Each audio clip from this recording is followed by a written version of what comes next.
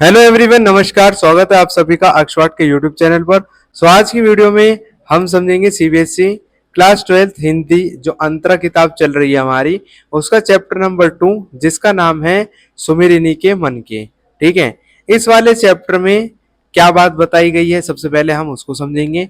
बिल्कुल easy language में पूरे चैप्टर को कंप्लीट करेंगे। तो स्टार्ट करते हैं वीडियो को।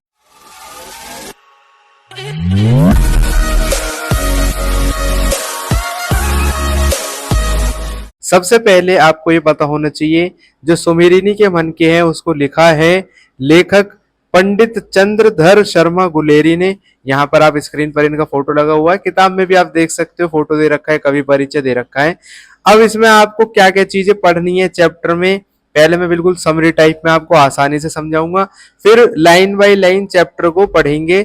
ये हमारे अक्षवाट के टेलीग्राम चैनल, इंस्टाग्राम चैनल का लिंक दे रखा है और व्हाट्सएप का नंबर भी है जिनसे आप जुड़ सकते हो और सारी अपनी पढ़ाई को और भी ज्यादा मजबूत बना सकते हो। ठीक है, अब आ जाओ चैप्टर में। देखो, जो ये चैप्टर लिखा है सुमिरिनी के मन के, इस चैप्टर में 3 निबंध है। तुम अपनी किताब में देखोगे तो इसमें 3 छोटे छोटे निबंध, छोटी छोटी स्टोरी दे रखी है। पहले का नाम है बालक बच गया, सेकंड का नाम है घड़ी के पुर्जे, तीसरा है ढेले चुन लो।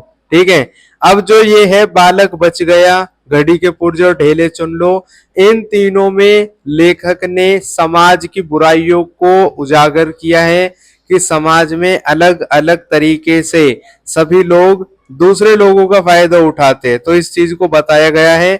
इसके अलावा शिक्षा जरूरी होती है लेकिन शिक्षा बच्चों के ऊपर बोझ नहीं बननी चाहिए, उस वाली बात को बताया है।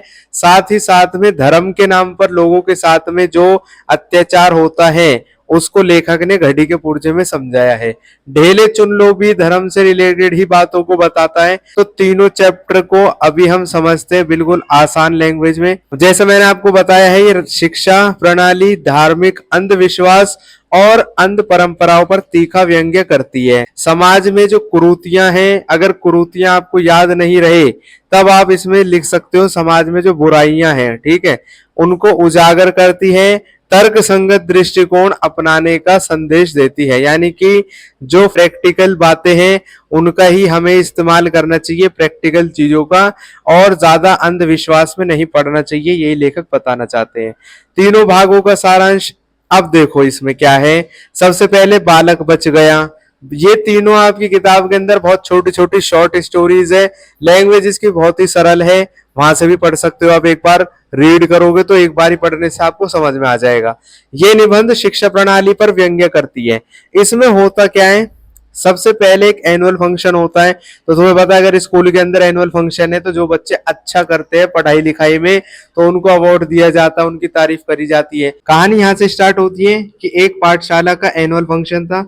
वहां पर एक 8 साल के बच्चे को प्रदर्शनी की तरह दिखाया जा रहा था। प्रदर्शनी का मतलब होता है जैसे कोई सामान होता है, ठीक है, उसको दिखाया नहीं जाता, तो ऐसे एक बच्चे को इंट्रोड्यूस करवा रहे थे हर किसी से। उसके माँ बाप ने, बच्चे के माँ बाप ने और उसके टीचर ने उसको पहले से ही कठिन कठिन सवाल रटवा रखे थे, ठीक है, धर्म के बारे में, पृथ्वी के बारे में, भूगोल के बारे में, और ऐसे ऐसे सवाल रटवा रखे थे जो उसकी उम्र से बहुत ज्यादा थे। लेट सपोज एक 5 साल का बच्चा है, ठीक है, उससे आप सवाल पूछो किसी 16 साल के बच्चे वाले और वो उन सवालों के जवाब भी बता दे, तो सब लोग उसकी वाही वाह कर रहे थे, अरे यार बच्चा तो बहुत पढ़ा लिखा लग रहा है। ठीक है, तो उसके पिता और शिक्षक उससे उसकी उम्र से कहीं ज्यादा कठिन सवाल पूछते जो उन्होंने पहले से रटवा रखे थे, जैसे धर्म के बारे में, शास्त्र के बारे में, इतिहास के बारे में। बच्चे रटे रटाए जवाब देता है जिससे सभी लोग खुश हो जाते हैं। सब लोग सोचते हैं अरे बच्चा तो बड़ा इंटेलिजेंट है। हमारे टाइम पे होता क्या है, जैसे आजकल पढ़ाई लिखाई में, कि जो बच्चा रटे रटाए के सब मतलब जवाब देता है ना सवालों के, ये समझा जाता है वो ज्यादा इंटेलिजेंट है। भले वो उन जवाबों को अपनी जिंदगी में, उस पढ़ाई को अपनी जिंदगी में इस्तेमाल कर रहा है या नहीं कर रहा है उसका कोई मतलब नहीं है, लेकिन अगर उसने सवालों के जवाब सही दिए तो इसका मतलब वो ज्यादा इंटेलिजेंट है। ठीक है, अब ये बात देखकर लेखक बहुत ज्यादा परेशान हो रहा था। अब तुम खुद ही दिमाग लगाओ, छोटी उम्र का बच्चा है, ठीक है, और बड़े बड़े उससे सवाल पूछे जा रहे हैं। हालांकि उस बच्चे की उम्र 5 साल नहीं थी, 8 साल थी। ठीक, इसमें दे भी रखा होगा, ये देखो दे रखा है 8 साल का बच्चा था। तो अगर उसकी उम्र से कहीं ज्यादा सवाल उससे पूछ रहे थे तो लेखक को ये लग रहा था कि यार इस बच्चे के साथ में ना अन्याय हो रहा है, और इस बच्चे को देखो इसकी उम्र के हिसाब से बड़े बड़े सवाल पूछे जा रहे हैं और ये बच्चे के ऊपर पढ़ाई को बोझ बनाया जा रहा है। फिर इसके बाद में एक निर्णायक मोड़ आता है। लास्ट में एक बुजुर्ग व्यक्ति खुश हो जाता है बच्चे के सवाल के जवाबों को सुनकर। वो बोलता है कि बच्चे, तुझे इनाम में क्या चाहिए? तो बच्चा अपनी मासूमियत में लड्डू मांगता है, ठीक है। और उसके टीचर और उसके मम्मी पापा को बहुत बात बुरी लग जाती है। उनको बुरी क्यों लगती है? उन्हें लग रहा था कि बच्चा पढ़े लिखे बच्चों की तरह इंटेलिजेंट बनेगा और ये मांगेगा कि मुझे किताब दे दो या मुझे पेन दे दो, मुझे पढ़ाई के लिए कोई सामान दे दो। लेकिन बच्चा खुश होकर कहता है कि भाई मुझे तो लड्डू चाहिए। तो ये बात सुनकर लेखक खुश हो जाता है। लेखक कहता है चलो बढ़िया है, ये बच्चा अभी भी बच्चा ही है, बच्चा अभी बच्चों जैसी हरकत कर रहा है, ठीक है। लेखक कहते हैं कि बच्चे की लड्डू की मांग ने यह साबित कर दिया कि उसके भीतर का जो बचपन है वो अभी मरा नहीं है, उसके अंदर का बचपन अभी जिंदा है। तो ये बात सुनकर लेखक बहुत ज्यादा खुश हो जाते हैं, ठीक है। तो ये ही लेखक ने इस वाले चैप्टर में बताया है कि पढ़ाई को बच्चों के ऊपर बोझ नहीं बनाना चाहिए, बल्कि उनके स्वाभाविक विकास में, यानी कि उनके विकास में महत्वपूर्ण भूमिका निभाई जानी चाहिए पढ़ाई की। प्रैक्टिकल नॉलेज दी जानी चाहिए बच्चे को, और उसको रटी रटाई शिक्षा नहीं दी जानी चाहिए, और ना ही पढ़ाई को उसके ऊपर बोझ बनाना चाहिए। ठीक, ये तो थी सबसे पहले वाला जो हमारा चैप्टर है, जिसका नाम है बालक बच गया। चैप्टर का नाम ही ऐसा रखा है, बालक बच गया, यानी कि उसके अंदर का जो बालक है वो भी मरा नहीं है, वो भी बच गया है। अब आओ नेक्स्ट वाले जो हमारा निबंध है उसके ऊपर। नेक्स्ट है घड़ी के पुर्जे। घड़ी के पुर्जे में ये बात बता रखी है कि धर्म के नाम पर पहले से ही और आज भी बहुत ज्यादा ऐसे ऐसी चीजें बताई गई हैं, अंधविश्वास पब्लिक के अंदर जगाए हुए हैं कि लोग सही और गलत का फैसला नहीं कर पाते। तो ये बात लेखक एक घड़ी के पुर्जे के एग्जाम्पल से शुरू होती है। होता क्या है, निबंध के माध्यम से लेखक ने धर्म के जो ठेकेदार है, यहाँ पर धर्म के ठेकेदार का मतलब ये है जो धर्म की बात करते हैं, ठीक है, जितने भी बड़े बड़े महात्मा होते हैं उनको धर्म के ठेकेदार कहा है। ये बात मैंने नहीं, ये बात लेखक कह रहा है इनको धर्म के ठेकेदार। तो उनके अंधविश्वासों पर चोट करी गई है इस वाले चैप्टर में। लेखक घड़ी का उदाहरण देते हैं। वो कहते हैं, पहले कहानी कहां से शुरू होती है मैं आपको पहले वो समझाता हूँ। स्टार्टिंग में होता क्या है, एक जगह पर सभा लगी हुई है, बहुत सारे लोग बैठे हुए हैं, ठीक है। तो वहां पे जो धर्म के ठेकेदार है वो बोल रहा है कि भाई धर्म के बारे में कोई भी बात मत पूछो, ऐसा काम क्यों करना चाहिए ये मत पूछो, धर्म के बारे में जो तुम्हें बात बताई जा रही है बस उसका पालन करो चुपचाप, ठीक है। तो वो फिर एग्जाम्पल देते हैं घड़ी का, ठीक है। वो जो बाबा होते हैं वो बोलता है कि भाई घड़ी को देख लो, तुम घड़ी को सही नहीं कर सकते, घड़ी के पुर्जे नहीं खोल सकते, घड़ी को दोबारा साफ करके नहीं लगा सकते। अगर तुम्हें टाइम जानना है, समय जानना है, तो किसी से समय पूछ लो। अगर तुम्हें ज्यादा उत्सुकता है तो घड़ी देखना खुद सीख लो कि मिनट की सुई कहाँ है और जो दूसरी घंटे की सुई है वो कहाँ पर है, और टाइम फिर तुम सीख जाओगे। तो ये बात इसमें बता रखी है कि वो बाबा जी ऐसी बात बोलता है, पब्लिक खुश हो जाती है कि भाई बढ़िया बात तो कह रहा है बाबा जी कि हमें घड़ी को खोलना नहीं आता, उसको लगाना नहीं आता, और हमें ज्यादा दखल नहीं देनी चाहिए, जो बात बोली गई है उसे खाली हमें सीख लेना चाहिए। अब इसी बात को लेखक कहता है कि भाई इस बात को ही चलो मैं आगे बढ़ा देता हूं, तुम्हारी बात ही बड़ी मानता हूं। लेखक ये कहता है कि अगर तुम हमें घड़ी को देखना नहीं सिखाओगे, घड़ी के पुर्जे खोलना नहीं सिखाओगे, तो हमें कैसा पता चलेगा कि हमारी घड़ी खराब है या हमारी घड़ी सही है। हो सकता है जो हम दादा परदादा के टाइम से अपनी घड़ी देखते आ रहे हैं, क्या पता वो खराब हो गई हो। यानी कि दादा परदादा के टाइम से जो हम नियम कानून मान रहे हैं, जो धर्म की बातें हम मान रहे हैं, क्या पता वो अब पुरानी हो गई हो और आज के टाइम के लिए वो उपयोगी नहीं हो, ठीक है। तो घड़ी के एग्जाम्पल कोई लेखक ये बात कहता है कि चलो तुम्हारी घड़ी की बात कोई मैं बड़ी कर देता हूँ, अब तुम ये बात बताओ कि क्या पता वो दादा परदादा के टाइम की जो हमारी घड़ी चल रही है वही खराब हो गई हो। उसे अगर हमें सही करना आ रहा होगा, हम उसको खोल सकते हैं, देख सकते हैं, उसमें अंधविश्वास को नहीं जोड़ना चाहिए तुम लोगों को। तो ये बात लेखक इसमें बताते हैं, ठीक है। बहुत ही आसान चैप्टर है, बस आपको ये बात याद रखनी है कि घड़ी के पुर्जे का मतलब ये है कि जहां पर एक तरफ धर्म के गुरु ये बात मनवाना चाहते हैं कि भाई तुम धर्म के नियम कानून को ज्यादा मत समझो, तुम्हें जो बात बताई जा रही है उसका पालन करो। वहीं दूसरी तरफ लेखक ये कहता है कि अगर तुम घड़ी का उदाहरण दे रहे हो तो मैं भी घड़ी का उदाहरण दे रहा हूं कि अगर तुम हर किसी को घड़ी खोलना नहीं सिखा सकते, तो जो घड़ी साज की परीक्षा पास करके आया है, यानी कि जिसको नॉलेज है कौन सा पुर्जा कहाँ होना चाहिए, कौन सी चीज कहाँ होनी चाहिए, उसको तो सिखा दो, क्या पता उसको आ जाए, ठीक है। तो ये वाली बात लेखक बताते हैं। तो इस वाले चैप्टर में ज्यादा इंपॉर्टेंट बात यह है कि लेखक ने अंधविश्वासों के ऊपर चोट की है। देखो अब इसमें दे रखा है, घड़ी का उदाहरण देते हैं, वो कहते हैं कि अगर आपको समय देखना है तो घड़ी देखना सीख लो, ठीक। अगर घड़ी खराब हो जाए तो उसे खोलकर सुधारना सीख लो या किसी घड़ी साज के पास ले जाओ। ये बात लेखक तब कहता है जब धर्म के गुरु उनको घड़ी का उदाहरण देते हैं। इस वाले चैप्टर से हमें यह सीख मिलती है, लेखक का मानना है कि धर्म कोई ऐसी गुप्त चीज नहीं है जिसे आम इंसान नहीं समझ सके, ठीक है। आम इंसान इनको समझ सकता है। किसी को धर्म के पुर्जों, नियमों और सच्चाई को जानने और समझने का अधिकार होना चाहिए। अब आ जाओ नेक्स्ट वाले निबंध पे, जिसका नाम है ढेले चुन लो। चंद्रधर शर्मा गुलेरी द्वारा रचित ढेले चुन लो। इस वाले निबंध में प्राचीन समय में जो शादी ब्याह के टाइम पर एक रीति रिवाज था उसको बताया गया है। ढेले का मतलब होता है मिट्टी से बने हुए होते, जैसे गोबर से उपले बनाए जाते हैं वैसे ही मिट्टी से ढेले बनाए जाते हैं, ठीक है। अब ढेले चुन लो में ये बात बता रखी है कि पुराने से पुराने टाइम में, वैदिक काल में, अगर कोई लड़का किसी लड़की को पसंद करने जा रहा है तो उस टाइम पे ऐसा अंधविश्वास था कि पहले लड़की से ना ढेले चुनवा लो। होता क्या था, 3 मिट्टी के ढेले रखवाए जाते थे, ठीक है। जैसे मान लो ये एक, जैसे मैं आपको समझाता हूँ एग्जांपल से, जैसे पहला है, ये दूसरा है, तीसरा है। लड़की को नहीं बताया जाता था कि कौन सा ढेला बेस्ट है। एक ढेला होता था जो सबसे अच्छा, दूसरा होता था जो उससे बेकार, तीसरा होता था सबसे बेकार। लड़की ने अगर बोला कि भाई मुझे ये वाला ढेला उठा लिया उसने, तो जो मिट्टी के ढेले लेकर आया है लड़के के पक्ष वाला, वो कहता था यार लड़की तो बहुत तुम्हारे लिए भाग्यशाली रहेगी। अगर लड़की ने बाई चांस ये वाला चुन लिया तो बोलते थे चलो ठीक ही रहेगी। अगर लड़की ने ये वाला ढेला चुन लिया तो वो कहते थे कि भाई लड़की तुम्हारे लिए सही नहीं है। तो यानी कि लड़की को चुनने के लिए, लड़की को पसंद करने के लिए ऐसी नियम लगाए गए थे, ठीक है। अब होता क्या था, अब लेखक इस बात को समझाता है, कहता है कि भाई ये तो बहुत ही ज्यादा बेकार बात थी। निबंध समाज में जो अंधविश्वास है और तर्कहीन परंपरा है, खुद ही दिमाग लगाओ आप, इसका क्या तर्क है, क्या लॉजिक है इसमें कि अगर कोई लड़की हो सकता है कोई से मिट्टी का ढेला उठा सकती है, ठीक है। उसको थोड़ी पता कौन सा सही है कौन सा गलत है। और तुम कैसे उससे बता दोगे कि कोई लड़की अगर कितनी पढ़ी लिखी है, कितनी सुंदर है, कितनी सुशील है, अगर उसने गलत मिट्टी का ढेला चुन लिया तो इसका मतलब क्या वो लड़के की जिंदगी खराब कर देगी। तो इस तरीके की बातें पहले के टाइम पे मौजूद होती थी। वैदिक काल में यही लॉटरी की प्रथा थी। अब अगर आप इस चैप्टर को पढ़ोगे, रीड करोगे तो आसानी से समझ में आ जाएगा। लेखक बताते हैं कि प्राचीन वैदिक काल में हिंदुओं में जीवन साथी यानी कि जब पत्नी का चुनाव किया जाता था तो एक प्रथा थी, ठीक है, जिसे वे एक प्रकार की लॉटरी कहते हैं।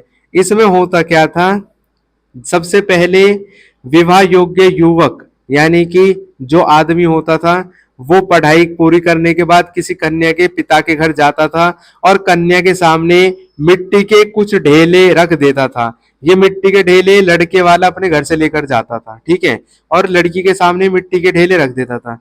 ढेलों का अर्थ क्या था अब ये समझो। युवक क्या करता था, लड़के वाले क्या करते थे, अलग अलग जगह से मिट्टी लाकर ढेले बनाते थे। कन्या को यानी कि लड़की को जिसकी शादी करवानी है उसमें से कोई एक ढेला चुनना होता था, यानी कोई एक ढेला लेना होता था। अगर उसके चुनाव के आधार पर उसके भविष्य का फैसला किया जाता था। अगर उसने गलत मिट्टी का ढेला चुन लिया तो इसका मतलब उसका रिश्ता कैंसिल। अगर उसने सही चुना है तो इसका मतलब लड़के के साथ उसकी शादी फिक्स कर दी जाती थी। वेदी का ढेला, यदि कन्या वेदी यानी कि पूजा स्थान की मिट्टी का ढेला चुन लेती थी, यानी कि सबसे बेस्ट जगह होती है तो, ठीक है, तो माना जाता था कि उसकी जो संतान होगी ना शादी के बाद में वो बहुत विद्वान होगी, पंडित बनेगी। अगर गोबर का ढेला चुन लिया तो इसका मतलब होता था कि उसका होने वाला पति पशुधनी बन जाएगा, यानी कि उसके पास में पशुओं का ढेर लग जाएगा, वो एक जमींदार टाइप में बन जाएगा, ठीक है, और होने वाला बच्चा धन का स्वामी बन जाएगा। जिनके घर में डेरी वेरी होती है तो वो पहले से रईस होगा। अब खेत की मिट्टी, यदि उसने खेत की मिट्टी चुनी तो वह जमींदार की पत्नी बनेगी, यानी कि जो लड़का वाला है वो बहुत ज्यादा रईस हो जाएगा अगर उसकी शादी हो जाएगी तो, और उसकी संतान खेती बाड़ी में निपुण होगी, ठीक है। ये देखो कैसे कैसे लॉजिक लगाया जाता था पुराने टाइम में, बिल्कुल बेकार लॉजिक था ये। वेदी का ढेला चुन लिया तो पढ़े लिखी होगी संतान, गोबर का चुन लिया तो ऐसा हो जाएगा। अब मसान की मिट्टी यानी कि शमशान की मिट्टी, इस ढेले को चुनना अशुभ माना जाता था। ये क्या है भाई, रेड सिग्नल है। अगर किसी लड़की ने बाई चांस ये वाला उठा लिया मिट्टी का ढेला, ठीक है, तो समझ लो भाई उसका रिश्ता ऑन द स्पॉट कैंसिल है। फिर उससे लड़के वाले शादी नहीं करते थे, बात भी नहीं करते थे, उठ के चले जाते थे उनके घर से। इस ढेले को चुनना बहुत ही अशुभ माना जाता था। ऐसी मान्यता थी कि ऐसी स्त्री से अगर विवाह कर लिया तो घर में बर्बादी आ जाएगी, ठीक है। वो सोचते थे कि अगर इस लड़की को शादी करके लिया है तो लड़का मर जाएगा, घर में मौत होगी, इस तरीके की बातें, इस तरीके का लॉजिक लगाया जाता था। अब लेखक ये बात कहता है, व्यंग्य करता है, व्यंग्य का मतलब होता है मजाक उड़ाता है उनका, ठीक है। लेखक इस प्रथा की तुलना करता है शेक्सपियर के नाटक मर्चेंट ऑफ वेनिस की पोर्शिया से, जहां पति का चुनाव 3 पेटियों में से सही पेटी के चुनने पर निर्भर था, ठीक है। ऐसे ही शेक्सपियर के नाटक में भी है, ठीक है, उससे इससे तुलना करता है लेखक। गुलेरी जी का मानना है कि जीवन साथी चुनने और महत्वपूर्ण निर्णय को मिट्टी के ढेलों पर या अंधविश्वास पर छोड़ना पूरी तरह से तर्कहीन है। तुम खुद ही दिमाग लगाओ कि अगर एक लड़की ने बाई चांस सही वाला मिट्टी का ढेला चुन लिया, असलियत में उसको घर का कोई काम नहीं आता है, उसको बात करनी नहीं आती है, वो इधर उधर की बातें करती है, तो वो लड़की उस लड़के के लिए सही होगी या गलत होगी? एक लड़की है जो पढ़ी लिखी है, उसको घर का काम करना आता है, उसको सारी चीजें आती है, और गलती से उसने मसान की मिट्टी उठा ली, तो इसका मतलब कि वो लड़की अशुभ है, ठीक है। ये किस तरीके का लॉजिक है? तो यही लेखक बताना चाहते थे। अच्छा, एक जरूरी बात यह है कि ऐसा नहीं है कि अगर एक लड़की ने मिट्टी का गलत ढेला उठा लिया तो उसकी शादी कभी नहीं होगी। हो सकता है कोई नेक्स्ट आए दूल्हा, ठीक है, और जब वो मिट्टी के ढेले लाएगा तो उसमें से अगर उस लड़की ने सही मिट्टी का ढेला उठा लिया तो इसका मतलब उस लड़की की शादी सही आदमी से, मतलब वहां फिक्स हो जाएगी उस लड़की की शादी, ठीक है। तो जरूरी नहीं है कि अगर एक घर से रिश्ता आया है और वहां बेइज्जती हो गई तो दोबारा शादी नहीं हो सकती। दूसरी जगह से अगर रिश्ता आया, दोबारा मिट्टी के ढेले लगाए जाएंगे। तीसरी जगह से आए, दोबारा फिर मिट्टी के ढेले लगाए जाएंगे। फिर अगर सही मिट्टी का ढेला उठा लिया तो इसका मतलब शादी फिक्स हो जाएगी वहां पर, ठीक है। मुख्य संदेश क्या है? ये तो तुम्हें बच्चों को भी पता लग गया होगा कहानी पढ़ने से कि मुख्य संदेश यही है, सामाजिक बुराइयों को बताया गया है और तर्क संगत सोच रखनी चाहिए, यानी कि लॉजिकल थिंकिंग लानी चाहिए थोड़ी बहुत अपने अंदर। यह निबंध पाठकों को सामाजिक रूढ़ियों अगर समझ में नहीं आए तो तुम लिख देना पुरानी बातों को छोड़कर नई सोच और तर्क संगत निर्णय लेने के लिए प्रेरित करता है, ठीक। मुख्य बिंदु क्या है? इसका उद्देश्य समाज में जो अंधविश्वास फैला है, रूढ़िवादी परंपरा है, उसका खंडन करना, ठीक है। जो रूढ़िवादी परंपरा है उसका खंडन करना चाहिए। अब आ जाओ नेक्स्ट पर। इसकी भाषा शैली व्यंग्यात्मक है, सरल भाषा शैली है। ये क्वेश्चन आते तो नहीं है पेपर में, पर मैंने जैसे आपको पिछली वीडियो में भी बताया था कि कभी कभी हो जाता है ऐसा, ठीक है, कि इससे रिलेटेड आपको व्याख्या करने के लिए आ जाती है। संदेश क्या है? शिक्षा को, अब जैसे पहला वाला जो हमारा चैप्टर है, ठीक है, पहले वाला निबंध है ये वाला, इसमें क्या बात, अगर इसका निष्कर्ष पूछा जाए या इसका संदेश पूछा जाए तो इसमें संदेश ये था कि पढ़ाई को बच्चों के ऊपर बोझ नहीं बनने देना चाहिए। अगर इस वाले चैप्टर का आप पूछोगे घड़ी के पुर्जे का, तो इसका संदेश ये है कि धर्म की जो अंधविश्वास है, जो रूढ़िवादिता है, उसको छोड़ देना चाहिए। अगर आप ढेले चुन लोगन संदेश पूछोगे तो इसमें ये लिख देना कि जीवन साथी का चुनाव करने के लिए किसी भी तरीके के अंधविश्वास को फॉलो करना एक बहुत ही बेकार बात होती है, ठीक है। ये वाली चीज इसमें बताई गई है। लास्ट में आ जाओ, इसको भी रीड कर लो। अब इसमें ये बात है कि समाज में फैले अंधविश्वास, ये तो पढ़ लिया था, हाँ ये रहा। शिक्षा को बाल केंद्रित होना चाहिए और धर्म को अंधविश्वास से मुक्त होना चाहिए, ये इस कहानी का मुख्य संदेश है, ठीक है। तीनों निबंध में यही बात बताई गई है। यह पाठ हमें सिखाता है कि हमें रटी हुई विद्या, धार्मिक कट्टरता, अंधविश्वास को छोड़कर तर्क संगत यानी कि लॉजिकल दृष्टिकोण अपनाना चाहिए। उसी के साथ चैप्टर हो गया है खत्म। आई होप आपको समझ में आया होगा। वर्ड टू वर्ड हमने चैप्टर को रीड किया है। इसके अलावा अगर आपको किसी भी तरीके की दिक्कत लगे तो आप अक्षवाट के इन जो सोशल मीडिया चैनल है उनसे जुड़ सकते हो। ये यूट्यूब चैनल है, इंस्टाग्राम चैनल है। टेलीग्राम से जुड़ने का फायदा ये होगा, सारे नोट्स और पीडीएफ आपको मिल जाएंगी फ्री ऑफ कॉस्ट में। ये हमारा व्हाट्सअप नंबर है।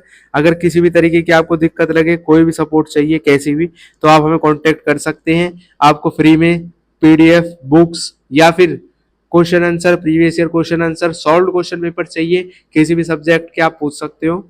अब हम मिलेंगे अपनी नेक्स्ट वीडियो सीरीज में। तब तक के लिए खुश रहे, स्वस्थ रहे, जुड़े रहे अक्षवाट के साथ। जय हिंद, जय भारत।